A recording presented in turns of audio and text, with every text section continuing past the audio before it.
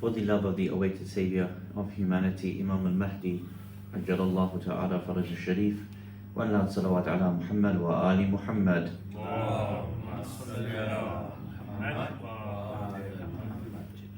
أعوذ بالله من الشيطان الرجيم بسم الله الرحمن الرحيم الحمد لله رب العالمين الحمد لله الذي كان موجودا قبل حدوث الأشياء ويبقى بعد فناء الأشياء تفرد بالأولية والقدم ووسم كل شيء ما عداه بالفناء والعدم كما قال عز شأنه كل شيء هالك إلا وجهه وكل نفس ذائقة الموت وقال كل من عليها فان ويبقى وجه ربك ذي الجلال والإكرام سبحان الله الذي منه خلقة العباد وإليه المعاد فمن يعمل مثقال ذرة خيرا يره ومن يعمل مثقال ذرة شرا يره نشهد أن لا إله إلا هو الملك الذي لا ينازع في ملكه ولا يضاد في حكمه يعذب من يشاء بما يشاء كيف يشاء ويرحم من يشاء بما يشاء كيف يشاء تعذيبه المسيئين عدل وعفو تفضل ونشهد أن محمدا سيد المرسلين وخير المبشرين والمنذرين صلى الله عليه وآله الهداة المهديين من ركب سفينتهم نجا واهتدى ومن تخلف عنها ضل فغرق وهوى إن الله وملائكته يصلون على النبي يا أيها الذين آمنوا صلوا عليه وسلموا تسليما اللهم صل على محمد وآل محمد وعجل فرجهم. Awaited Saviour of humanity, Imam al-Mahdi alayhi salam, my respected teachers, elders, brothers and sisters, Assalamu alaikum jami'an wa rahmatullahi wa barakatuh. Usikum bittaqwallah wal wara'a fi dinikum. I call myself and all of you towards God consciousness and piety in the way of the religion of Allah subhanahu wa ta'ala. Whatever we do in this world, we know that it has effects upon our own selves and upon those around us. What we don't necessarily imagine or think about is the extent of the effect that it can have on people. A person who brings a child into this world, when that person conceives, the child immediately is going to be affected. Whatever a person does during that gestational period, it is going to be affecting the child. When the child is born and the way in which the parents raise the child, it is going to be an effect on the child. In fact, according to studies, the formative periods of the first 10 and 15 years of a person's life largely determines the type of person and character that a person will develop into for the rest of their life. Think about that very carefully. A person may live 80 years, but that first 10 or 15 years will determine so much about the way in which they live for the rest of their life, for the forthcoming 60 years. And of course, this is an evidence of why it is so important to be able to raise children in a good way. But the moment you begin to realize that there is that cause and that effect, but also the longevity of the effect, we then can take it a step further. Imagine what a person does in those 60 years of their life. The choices that they have been making have been largely determined on how they have been raised for the first 15 years of their life. But those decisions that they make in those 60 years, imagine how many more people it will affect. It will affect their immediate family. It will affect their immediate friends. It may affect their community. And as a person rises to having more and more prominence, more and more responsibility, the things that they do in those 60 years has an even further effect. It is like me saying that proverb, a person throws the pebble or the stone into the lake, and as the pebble drops, you will see the ripple effect, won't you, taking place. There is just one ripple, but it goes outward, and eventually the ripple will hit the banks, the shores of the entirety of the lake. One small pebble, one tiny stone, smaller than the size of a finger, yet it has the capacity to be able to reach so far and so wide. When you think about this, we begin to realize the potential power that a human being has to be able to effect good or bad, not just on another human being, not just on another human being's life, but entire generations can be affected by one person's actions, good or for bad. The hadith that I want to be able to reflect on for this week is a hadith from our sixth Imam Jaffer Ladak, salawatullah wa salamuhu alayhi. And as ever, I will encourage you to note down the hadith for you to be able to memorize it, for you to be able to think about it for this week, inshaAllah. The hadith is found in Al-Kafi. Imam As-Sadiq alayhi salam, it's part of a longer hadith, but I will just read the one line that I wish to be able to reflect on for this week, inshaAllah. Imam As-Sadiq alayhi salam, he says the following: Man yaf'alu ash-sharra bin-nasi فلا ينكر الشر إذا فعل به. Whoever does evil to people, من يفعل الشر بالناس, whoever does evil to people, فلا ينكر الشر إذا فعل به. He should not be surprised, he should not reject evil when it is done back to him. A person who does evil to people, if evil then comes and strikes him back, فَلَا يُنْكِرُ الشَّرَّ, he should not reject it, he should not be annoyed at it, he should not be surprised at it, he should not hate it if evil comes and strikes him back as well. In this hadith, we have a number of very subtle points. The first one is the issue of the attitude that a person has. But we also have the issue of what a person sows, they will reap.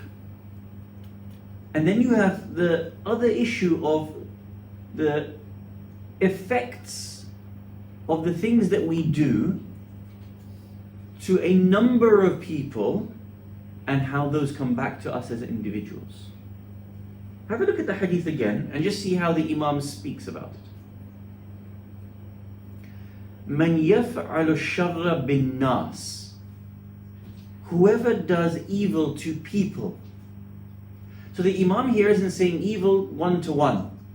Sometimes a person can manipulate or do something wrong to one individual.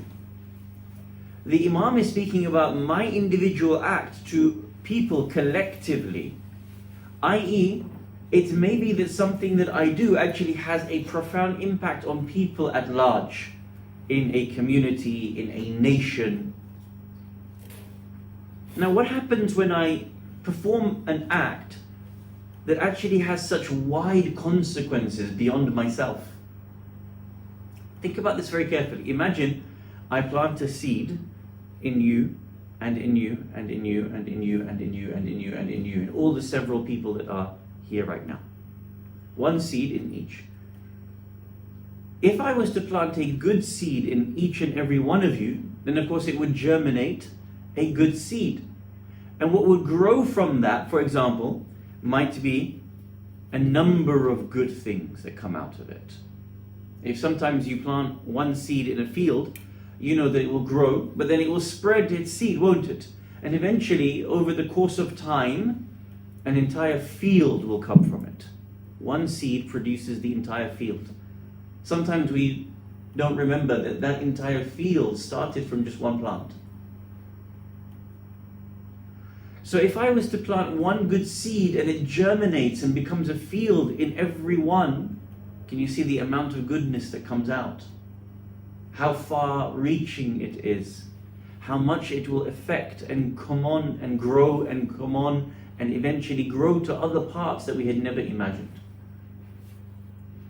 But similarly, if I was to plant an evil seed, how that can manifest into different actions, into different things of evil. If I plant one into every one of you, eventually that will grow to being so much evil within a society. It won't just be one type of evil that comes out of it, because evil begets another evil. A person has one type of sin, it will evolve into another type of sin. Iblis had one particular sin. He was arrogant before Allah subhanahu wa ta'ala. That was the root, that was the seed of his sin. But look how much has come from it after, because he could not control that one thing. Imam says, مَنْ يَفْعَلُ الشَّرَّ بِالنَّاسِ, whoever does evil to people,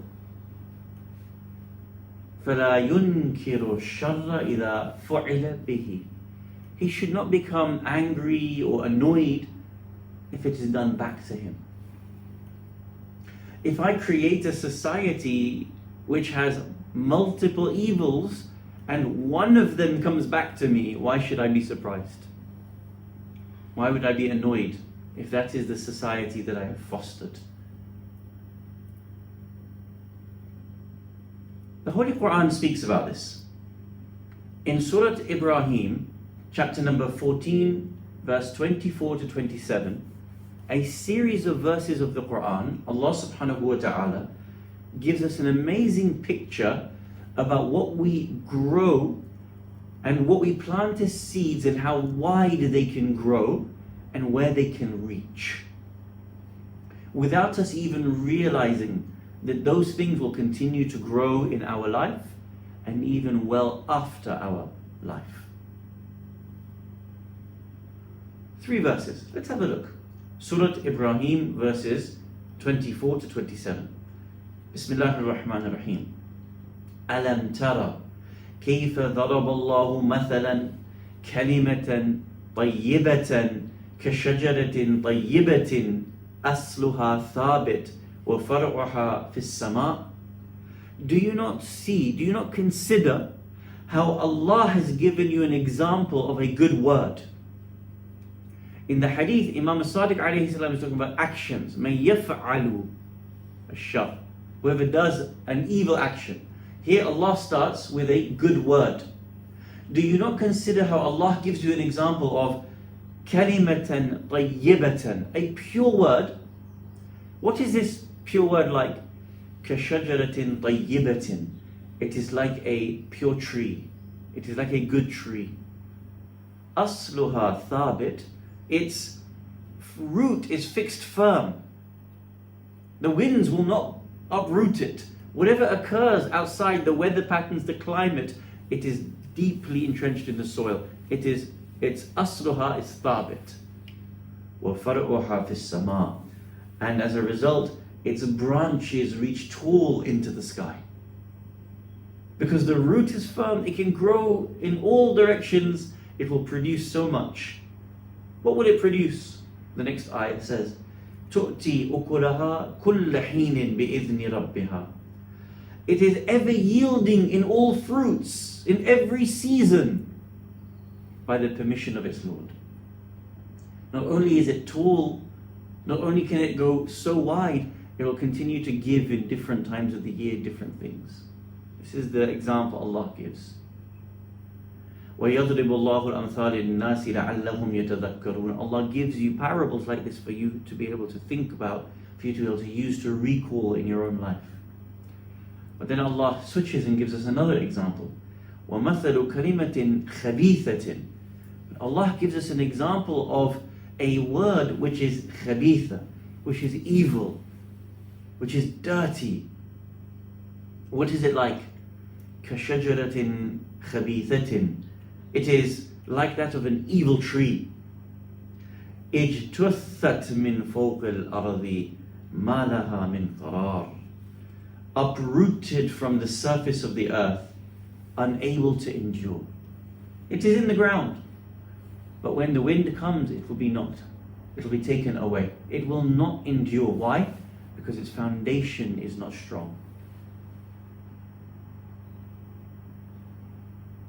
Allah continues. يثبت الله الذين آمنوا بالقول الثابت في الحياة الدنيا والآخرة. Thus, Allah grants firmness to the believers both in this world and in the next. Allah wants us to be able to understand here the potential of our deeds, the potential of our words, and how far-reaching they can go. And that we don't realize sometimes the things we do, the consequences that they have in this world, let alone the next. It is very interesting, isn't it? Sometimes when we think about our akhirah and we're asked, we're in barzakh, we often talk about things like sadaqah jariyah. So it's an ongoing act that I do that will bring me continuous reward because the act in this world continues. It never stops. And so it continues to illuminate, it continues to germinate, it continues to produce for me even in the next world. I realize this, but we don't always realize the opposite as well. There's sometimes an act that we do, the choices that we make can actually have such far-reaching consequences on a person's life. It may affect them for the rest of their life. It may affect the next generation that comes. The choices that we have in front of us allow us to think about the impact that we have, not only on our own life, not only on the life of those immediately around us, but as far wide as we could imagine, and even for an ongoing period beyond our ability to comprehend even time and space. Imagine Holy Prophet Muhammad sallallahu alaihi wasallam and the way in which the smallest of his behaviors used to be. The companion Ibn Abbas has a narration where he talks about the sunnah of the Prophet. When we say sunnah here, we literally just mean the way in which he used to act with people, and how this had the greatest of impact on them, and it was carried away generation after generation. I'll give you one hadith from Ibn Abbas, and then I'll use it as an example to show you how one act can go so far and wide that we don't realize its impact until today. The Prophet, according to his hadith, Abdullah ibn Abbas says that the Prophet used to have a certain way and nature about him. The hadith says that when the Prophet used to sit down, his preference was to just sit on the earth. So of course at that time in Masjid Nabawi there were no carpets. So it was not that there was a rug brought for him, he wanted to just sit on the earth. Abdullah ibn Abbas continues, he says the Prophet used to even eat from the earth. So his choice was natural food as much as possible. Abdullah ibn Abbas says that when someone used to be in the street and someone used to offer him barley bread, the Prophet would stop and participate. The meaning of this hadith is quite simple. Barley bread then was the cheapest sort of bread that slaves used to have access to. It wasn't a plush bread, it wasn't something expensive, good quality, it was the lower quality. So the Prophet, if he was walking in the street and even a slave asked him, Ya Rasulullah, will you just sit down and have some food with me?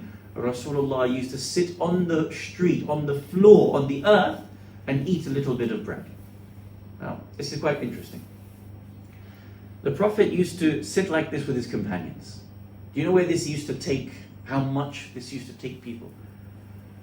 The Prophet used to sit in the majlis, in the gathering, in the sitting, inside Masjid Nabawi, like this with his companions, eating the most ordinary of foods, sitting in the most ordinary of ways.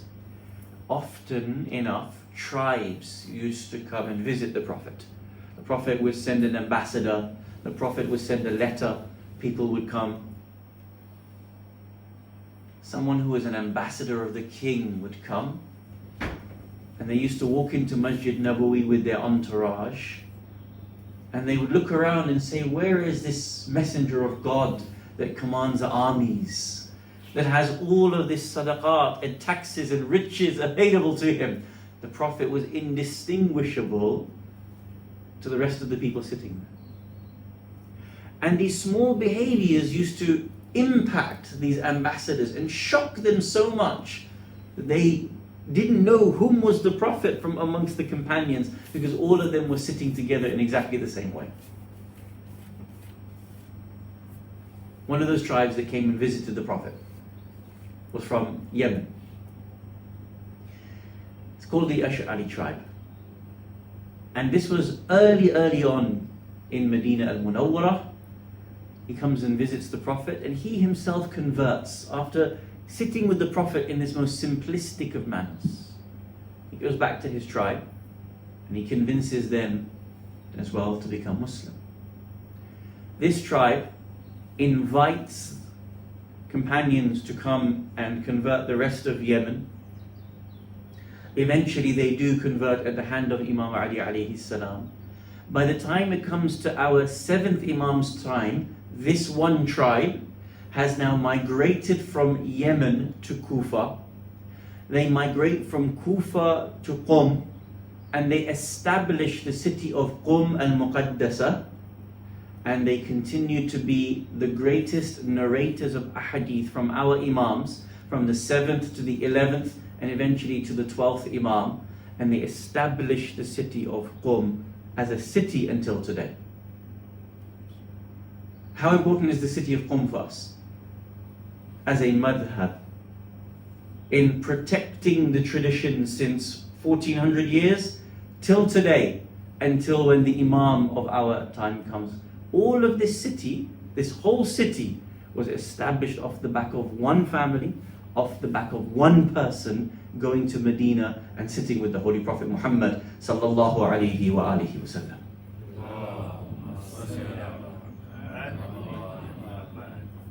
أَلَمْ تَرَ كَيْفَ ضَرَبَ اللَّهُ مَثَلًا?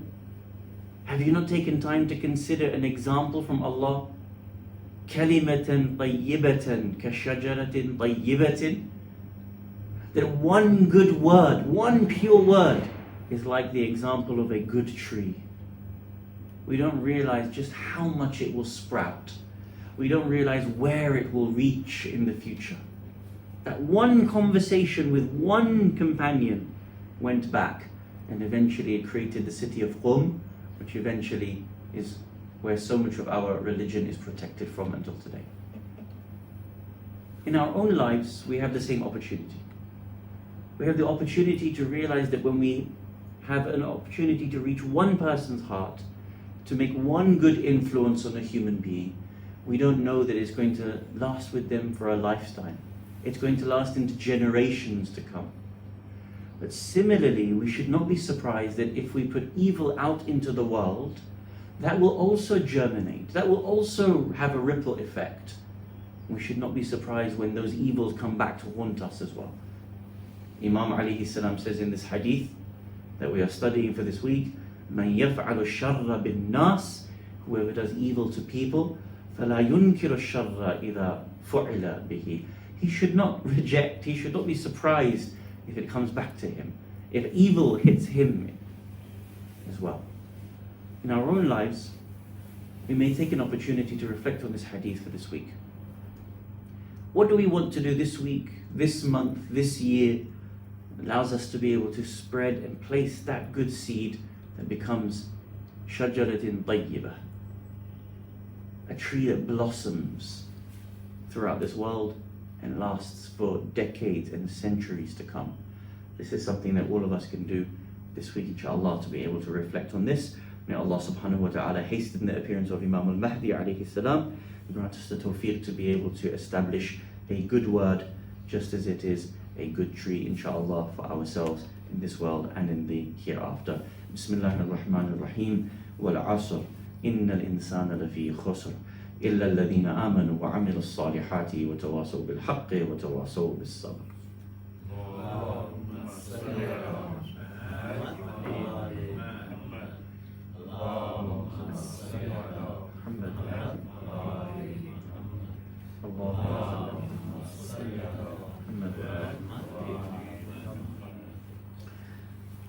أعوذ بالله من الشيطان الرجيم بسم الله الرحمن الرحيم الحمد لله رب العالمين والصلاة والسلام على أشرف الأنبياء والمرسلين وعلى أهل بيته الطيبين الطاهرين المعصومين أما بعد.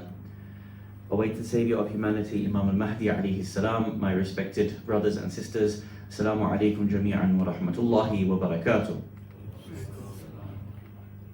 أوصيكم بالتقوى الله والورع في دينكم. I call myself and all of you towards God consciousness and piety in the way of the religion of Allah subhanahu wa ta'ala. ألم تر كيف ضرب الله مثلا كلمة طيبة كشجرة طيبة. And in the hadith that we study this week, من يفعل الشر بالناس فلا ينكر الشر إذا فعل به. If a person does evil to people, they should not be surprised and reject when evil hits them back. When people hold them to account, when the evil that they have planted in society hits them back. This week, the Chancellor of the Exchequer, Rishi Sunak, who is also likely to be a candidate for our future Prime Minister, had an opportunity to be able to lift people out of the poverty that they are very quickly sliding into. On social media and in political commentary this week, there was a question that was raised. The question is an important one, but as you know, in Islam does not set up rivalry between rich and poor, between man and woman, between black and white, between people of different nations and tribes. So the question, even though I'm repeating it from political commentary, but in our context, it is not because Islam sets up rivalry between rich and poor. As you know, Lady Khadija alayhi salam was the richest lady of her time, and what a phenomenal woman she was. In political commentary, the question was raised. Rishi Sunak and his wife, their combined family wealth makes them richer than the Queen. This is true. Now, as a side note, you may or may not know that Rishi Sunak's wife has some £500 million worth of shares in a company that is trading in Russia. And of course, only last week, the Chancellor of the Exchequer stated that he urges all Western businesses to pull out of Russia. But of course, one thing for the rest of us and one thing for them. Khair. So between he and his wife, their personal wealth is actually greater than the Queen. And this is a person who literally has stolen hundreds of millions of pounds worth of jewels from across the world. So you've got to be pretty rich as the Sunaks. The political question was raised this week.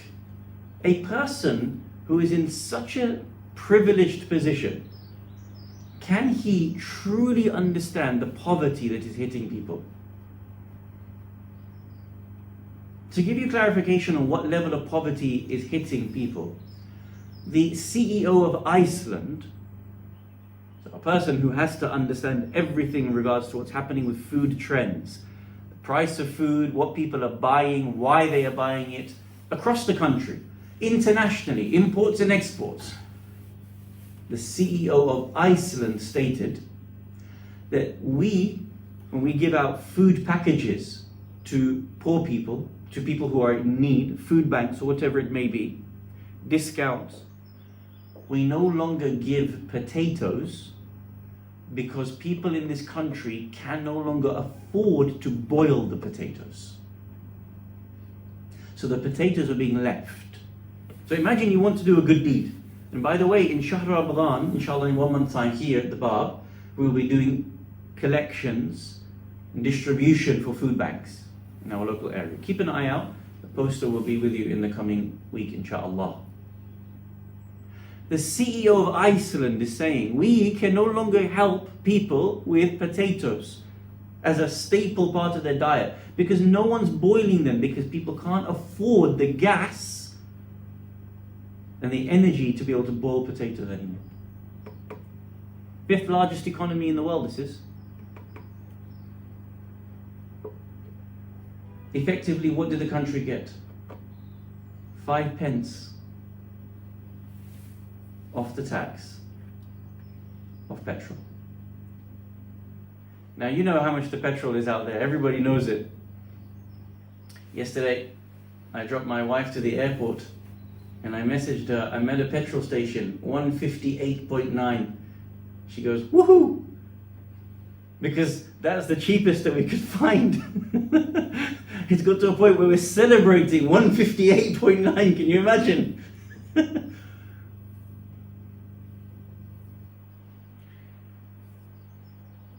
Do you know how much of that 158 actually goes in tax? 5 pence was knocked off. Do you know how much the actual tax is? 58 pence. So you now know how much the profit is as well as the tax.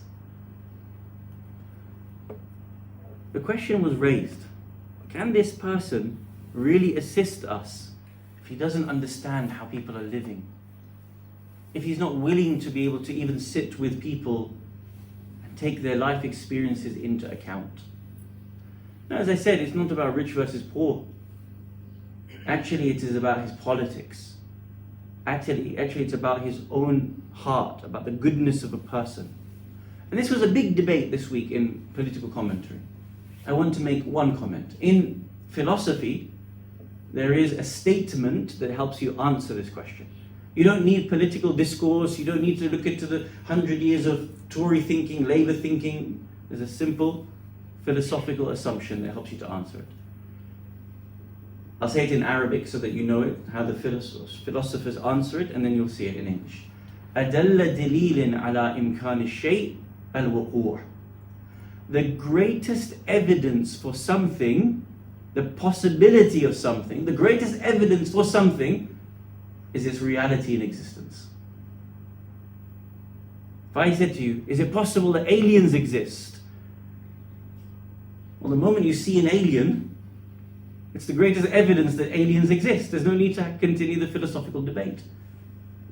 We're all wrangling with this question, will he, won't he? Will he help people? You know, in France, they capped the increase in energy prices to 4%. The government capped it to 4%.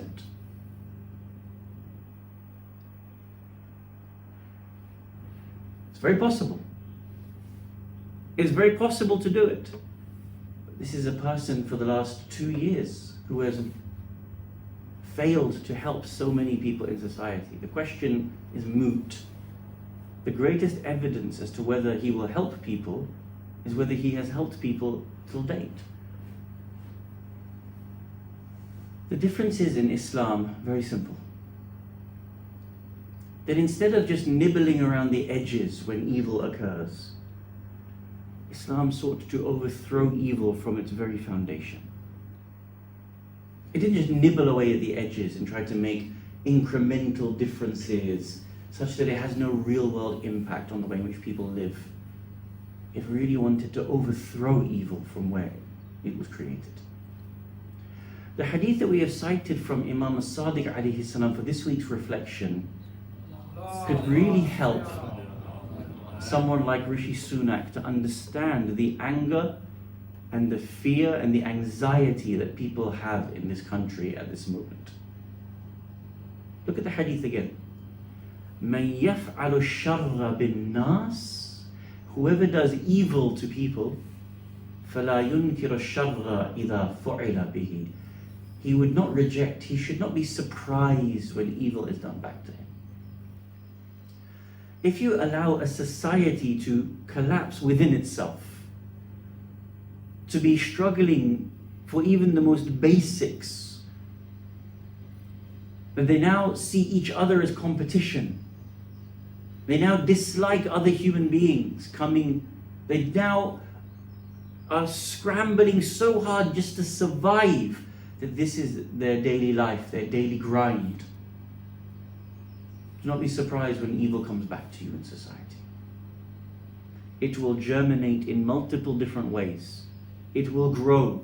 People's anger and fear and anxiety and frustrations will come out, and it will only create a worse cycle in society to go round and round. Something needs to be done. There needs to be a real change in the way in which the society we have created is established. Instead of the gap becoming bigger and bigger, the gap needs to become much smaller. In fact, there needs to be a series of changes. What some commentators are saying is very simple.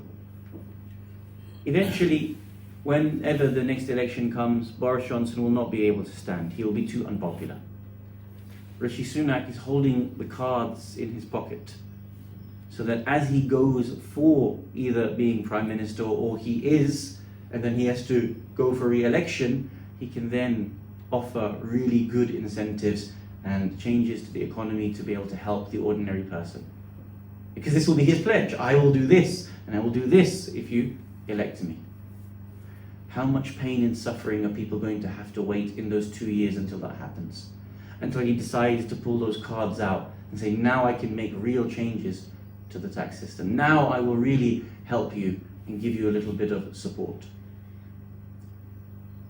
You will do well to remember this hadith. مَنْ يَفْعَلُ الشَّرَّ بِالنَّاسِ فَلَا يُنْكِرُ الشَّرَّ إِذَا فُعِلَ بِهِ. A person who does evil to people should not be surprised when evil comes back to him.